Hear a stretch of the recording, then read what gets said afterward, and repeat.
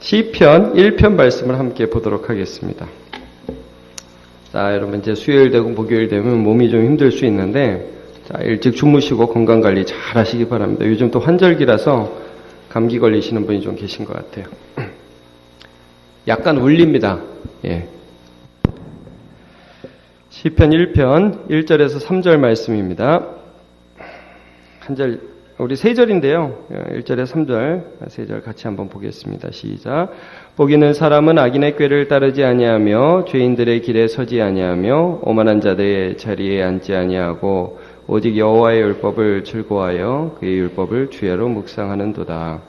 그는 시냇가에 심은 나무가 철을 따라 열매를 맺으며 그 잎사귀가 마르지 아니함 같으니 그가 하는 모든 일이 다 형통하리로다. 아멘. 네. 우리 모두 말씀을 사랑함으로 말씀을 기뻐함으로 복 있는 인생 살아가게 되시기를 예수님의 이름으로 축원합니다. 네. 오늘은 말씀 안에 기뻐하라, 말씀으로 기뻐하라 이런 제목으로 함께 말씀을 나누기를 원합니다. 우리 시편 말씀 읽었는데요.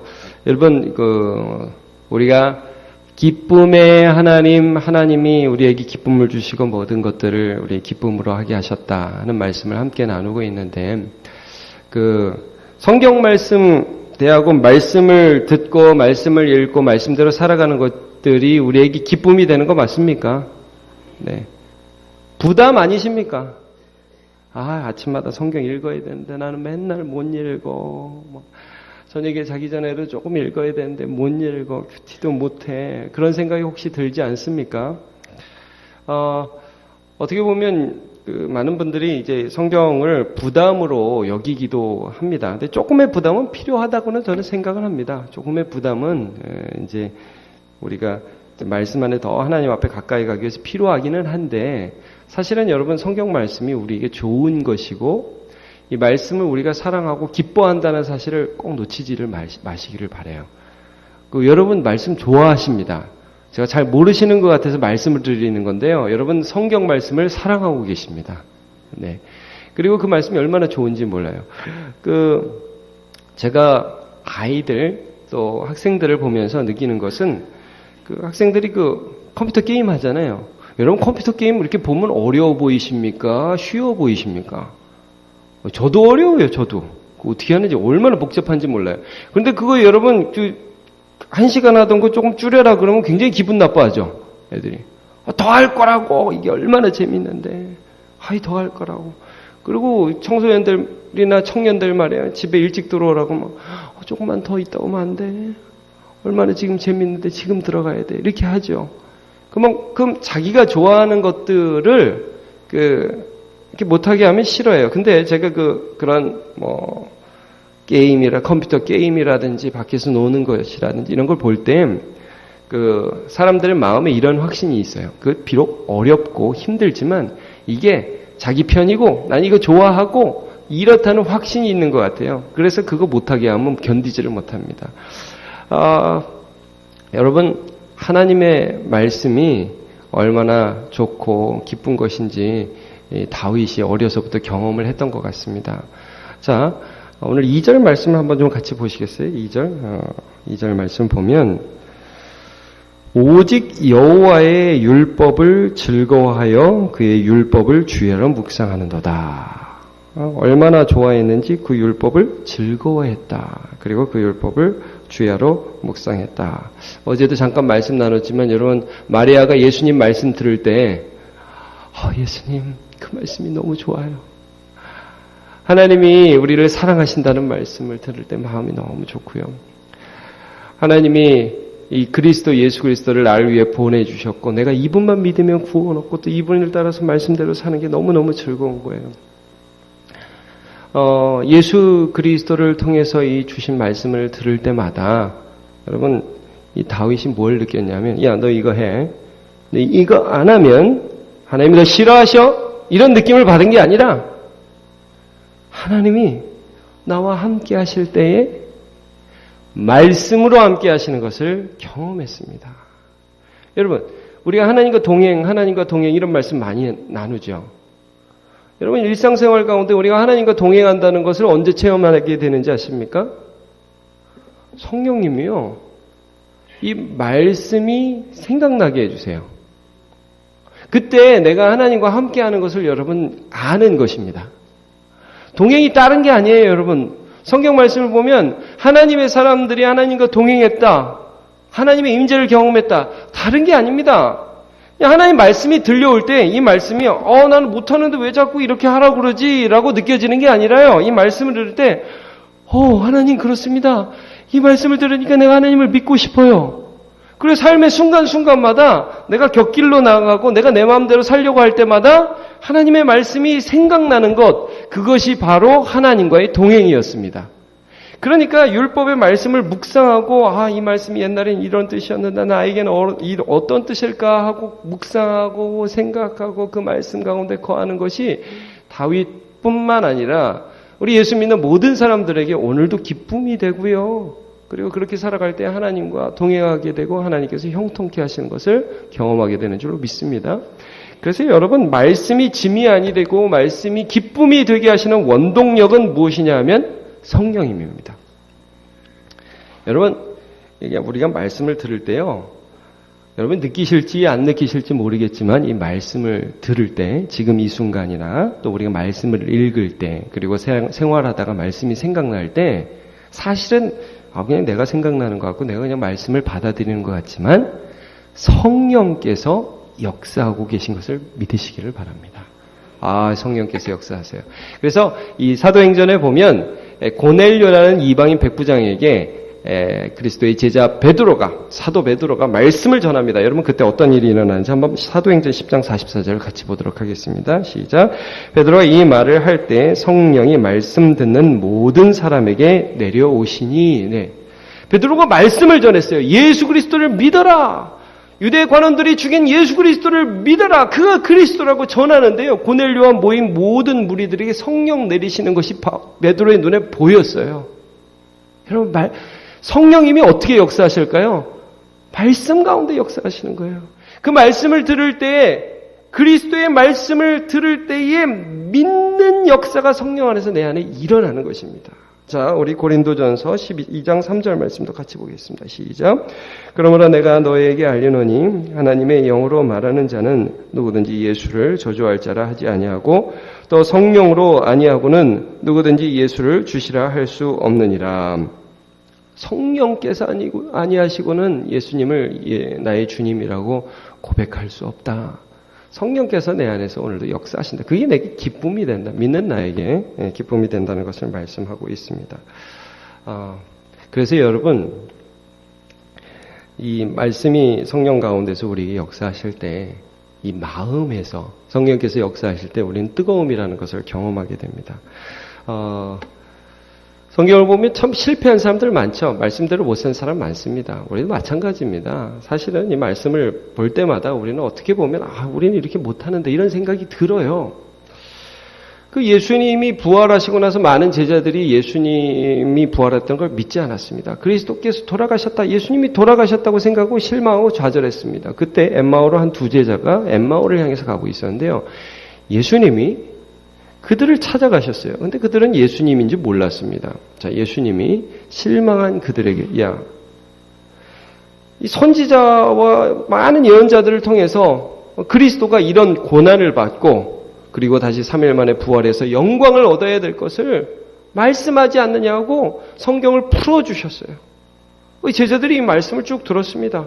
그리고 나서 같이 식사하실 때 예수님인지 알아보고 예수님은 없어졌죠. 신기한 일이 벌어졌습니다. 그때 제자들이 서로 뭐라고 얘기합니까? 이 두 제자가. 자, 우리 누가복음 말씀을 한번 같이 보겠습니다. 시작. 그들이 서로 말하되 길에서 우리에게 말씀하시고 우리에게 성경을 풀어주실 때에 우리 속에서 마음이 뜨겁지 아니하더냐 하고. 참 신기한 건 이게 아무것도 아닌 글자 같은데요, 이 말씀 속에서 예수님이 나를 위해서 오셨구나. 그분이 죽으신 것이 단순한 실패가 아니구나. 그분이 정말 살아나셨구나. 이것은 우연한 사건이 아니라 성경 전체에 기록된 하나님의 뜻이구나 하는 것을 듣는 순간에 성령께서 마음속에 뜨거움을 허락하여 주셨다는 것입니다. 그러니까 여러분 오늘 시편 1편을 볼 때 다윗이 내가 여호와의 율법을 즐거워하여 주야로 그것을 묵상하였다. 의인은 그런 사람이라고 말씀할 때 다윗은 어려서부터 하나님의 말씀을 묵상하고요. 목동으로 있으면서 양도 치고 그러면서 율법을 생각하고 그 율법의 말씀을 되뇌이면서 성령께서 그의 마음에 다윗아 이스라엘은 하나님의 백성이다. 전쟁을 하나님께 속하였다. 내가 너와 함께 한다는 것을 마음으로 묵상하면서 마음이 뜨거워졌던 사람임을 기억할 수 있습니다. 그 뜨거움이 얼마나 기쁨이 되었는지 그 기쁨을 막을 수가 없어서요. 앞에 골리앗이라는 장수가 서 있는데도 말씀이 막 튀어나옵니다. 얼마나 기쁜지. 거대한 장군이 나오는데 여러분 그때 보면 골리앗은 다윗을 향해서 욕을 합니다. 내가 무슨 개냐 이러면서 이런 어린애를 데리고 와서 나하고 싸우고자 하느냐 욕해요. 막 이스라엘 사람들을 저주합니다. 다윗은 무슨 말을 했습니까? 그렇게 저주하는 골리앗을 향해서 하나님의 말씀을 가지고 갔어요. 하나님의 말씀을 가지고. 자, 우리 어려서부터 다윗이 말씀을 묵상한 거 시편 71편 17절 같이요. 시작. 하나님이 나를 어려서부터 교훈하셨으므로 내가 지금까지 주의 기이한 일들을 전하였나이다. 자, 사무엘상 17장 45절 하나님의 말씀을 가지고 다윗이 블레셋 사람 골리앗에게 갑니다. 같이 읽어보겠습니다. 시작. 다윗이 블레셋 사람에게 이르되 너는 칼과 창과 단창으로 내게 나아오거니와 나는 만군의 여호와의 이름 곧 내가 모욕하는 이스라엘 군대의 하나님의 이름으로 내게 나아가노라. 또 여호와의 구원하심이 칼과 창에 있지 아니함을 이 무리에게 알게 하리라. 전쟁은 여호와께 속한 것인즉 그가 너희를 우리 손에 넘기시리라. 아멘. 예. 우리는 새벽이라 굉장히 밋밋하게 읽었지만 다윗은 골리앗 보고 뭐라고 얘기했을까요? 여러분 그때 이스라엘 많은 백성들이 골리앗이 무서워서 숨고 피하고 벌벌 떨었다. 성경이 그렇게 기록합니다. 그런데 이 다윗이 어려서부터 말씀을 묵상하고 말씀을 사랑하니까요. 그 무서운 골리앗 앞에 떡 써 있는데 이 마음이 뜨거우니까요. 이 마음이 어떻게 할 수가 없으니까 말씀이 막 나오는 거예요. 야 골리앗 너 지금 칼과 단창을 가지고 나오냐? 나는 이스라엘의 하나님 이집트로부터 불가능한 구원을 이룩하신 하나님 전쟁이 사람에게 있지 않고 하나님께 있음을 나는 성경을 통해서 보아왔다. 나는 그 하나님의 이름으로 너에게 나아간다. 이 마음이 뜨거운 거예요. 마음이. 나는 말씀대로 사는 괜찮은 사람이 아니에요. 부족한 사람이에요. 근데 어려서부터 하나님께서 이 말씀으로 나와 동행해 주셨어요. 그 말씀이 위기 때, 어려움의 때, 내 힘으로 도저히 극복할 수 없는 환난의 때에 그 말씀이 나에게 뜨거움이 되어서 그걸 뛰어넘게 한다는 거예요. 여러분 에베소서 6장에 보면 우리가 마귀를 공격할 수 있는 그 무기가 뭡니까? 성령의 검, 하나님의 말씀입니다. 왜 에베소서 6장에서 성령의 검, 성령이라고 하면서 하나님의 말씀으로 말씀하십니까? 하나님이 세상의 대적을 이기게 하실 때 말씀을 내 안에서 주시는데 그 말씀을 주시는 분이 누구시냐 하면 성령님이시라는 거예요. 그래서 경험했습니다. 그래서 여러분 이렇게 말씀으로 뜨겁게 살아간 사람들은 또 그 사도들이죠. 예수님의 부활하심을 경험하고 나서 그 부활을 전하기를 원했어요. 예수님 말씀이 막 생각나서 그 말씀을 전하지 않을 수 없었습니다. 내 안에서 예수가 일어나니까요. 앉은 병자 있는 거 보면 평소에는 보이지도 않는데 그에 가서 내가 내게 있는 것으로 내게 주느니 곧 나사렛 예수의 이름으로 일어나는 명하노니 일어나 걸어라! 말씀을 선포하는 거죠. 그리고 너희들이 죽인 예수를 하나님이 살리셨다. 전하지 않고는 견딜 수 없습니다. 그랬더니 대제사장들과 서기관들과 바리새인들과 많은 관원들이야 너희들 예수의 이름으로 전하지 말아라. 그때 이렇게 대답하게 됩니다. 자, 우리 사도행전 4장 19절 말씀 같이 보겠습니다. 시작. 베드로와 요한이 대답하여 이르되 하나님 앞에서 너희 말을 듣는 것이 하나님의 말씀 듣는 것보다 옳은가 판단하라. 우리는 보고 들은 것을 말하지 아니할 수 없다 하니 보고 들은 것이 그들의 앞에 있는 대제사장들 앞에서 내가 본 예수, 내가 들은 예수의 말씀이 성령께서 역사하시자 오순절 역사 가운데 성령을 경험하자 그의 마음에 말씀이 튀어나오는 걸 어떡합니까? 그들에게 기쁨이 되죠. 그러고 나서 이제 위협받고 쫓겨납니다. 그들이 가서 이렇게 모인 자리에서 기도하는데요. 여러분, 저는 이 기도를 참 좋아합니다. 왜 좋아하냐면 이 기도가 하나님의 뜻대로 기도하는 기도이고 또 말씀대로 하는 기도이기 때문입니다. 자, 사도행전 4장 29절 같이 보겠습니다. 시작. 주여 이제도 그들의 위협함을 굽어보시옵고 또 종들로 하여금 담대히 하나님의 말씀을 전하게 하여 주시오며 손을 내밀어 병을 낫게 하시옵고 표적과 기사가 거룩한 종 예수의 이름으로 이루어지게 하옵소서 하더라. 빌기를 여기까지. 자, 여러분 30절에 보면 손을 내밀어 병을 낫게 하시옵고 표적과 기사가 거룩한 종 예수의 이름으로 이루어지게 하옵소서. 어떤 기도죠? 하나님, 저 제사장들과 서기관들이 오늘 내가 예수의 이름으로 전도하면 나를 다시 집어넣고 다음엔 죽이겠답니다. 근데 내가 하나님의 말씀이 내 안에 있어서 이거 안 할 수가 없는데요. 하나님 기도합니다. 제가 말씀 전하고 전도하다가 손을 얹어 기도하면 병이 낫게 해 주시옵소서. 악한 귀신이 떠나가게 해 주시옵소서. 여러분, 이 기도가 어디서 나온 기도인지 아십니까? 예수님이 승천하실 때 제자들에게 말씀을 주셨어요. 너희들 전도할 때 이런 일이 일어날 것이다. 자, 마가복음 16장 말씀을 한번 같이 보겠습니다. 시작. 또 이르시되 너희는 온 천하에 다니며 만민에게 복음을 전파하라. 믿는 자들에게는 이러한 표적이 따르니 곧 그들이 내 이름으로 귀신을 쫓아내며 새 방언을 말하며 뱀을 집어올리며 무슨 독을 마실지라도 해를 받지 아니하며 병든 사람에게 손을 얹은즉 나으리라 하시더라. 예수님이 부활 승천하시면서 제자들이 명령하셨어요. 너희는 온 천하에 다니며 만민에게 복음을 전하여라. 그리고 그렇게 복음 전하는 동안 우리가 가진 게 있습니까, 예수님? 그래? 너희 가진 것 없지. 그러나 내가 너희와 함께 할 텐데 너희들이 복음 전하다가 뱀을 만지고 독을 먹고 무슨 애를 당해도 그래도 내가 그 세상으로부터 너를 지켜줄 것이고 너희들이 그때 손을 얹어서 기도하면 병이 낫도록 하여 주겠다. 이 말씀이 위기의 순간, 환난의 순간, 어려움의 순간에 사도들의 마음에 막 뚫고 들어오는 거예요. 예수님이 그러셨잖아요. 지금이 바로 그때입니다. 지금이 바로 예수께서 역사하여 주셔서 우리가 전도할 때 하나님의 기적이 약속하신 말씀대로 일어나야 할 때인 줄로 믿습니다. 기도하니까 모인 곳이 진동하고 무리가 더 성령 충만하여 하나님의 말씀을 담대히 전하더라. 이렇게 되는 것입니다. 여러분, 이들의 삶이 재미있었을까요? 재미없었을까요? 재미있죠. 하나님이 나와 함께 하시는 것이 내가 대단해서가 아니라 말씀 속에 믿어지는데요. 성령께서 역사하시는 게 느껴지는데요. 그리고 그 말씀을 가지고 현실에 나가서 어려움에 부딪혔어요. 하나님이 내 속에 뜨거움을 빼앗아가지 않으시고 다시 한번 뜨거움을 회복시켜 주시고 말씀 생각나게 해주시고 그 말씀대로 살고 싶은 거예요. 여러분, 우리가 말씀을 다 지키는 게 아니라 하나님이 말씀 주신 게 나를 살려주기 위해서 이 말씀 주셨다는 게 믿어지는 것입니다. 여러분, 그런 자에게 어떤 복이 있느냐?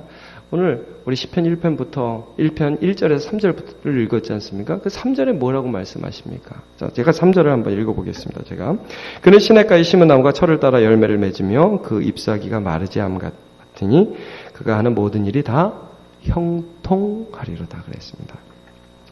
여러분, 말씀대로 살아가고자 분투하고 하나님이 나에게 말씀으로 찾아오시는 그런 자에게 하나님 주시는 복이 있습니다. 그것을 가리켜서 형통이라고 합니다. 하나님이 이렇게 나에게 하나님이 살아계심을 나타내 주시는구나. 망해요. 때로는 망하기도 해요. 그런데 도저히 일어날 수 없는 자가 일어납니다. 죽어요. 죽는데 살아난다니까요. 여러분, 이 성경에 나오는 수많은 믿음의 사람의 인생이 뭡니까? 아브라함의 인생이 뭘까요? 죽었는데 살아났다는 거 아닙니까? 그의 아들 이삭, 도대체 그거 뭡니까? 아들 하나, 엄마 아빠 다 돌아가시고 없는 사람이잖아요. 살아난다고요. 또 그의 아들 야곱, 후에 이스라엘 이름 바뀌죠. 형 에서에 눌려가지고 아무것도 못하는 사람이었어요. 죽은 사람이에요. 그런데 그를 통해서 12명의 아들을 주시지 않습니까? 요셉, 다윗, 사무엘, 제가 얼마나 더 얘기해야 될까요? 이 모든 사람들은 다 말씀으로 하나님께서 형통케 하신 인물이었습니다.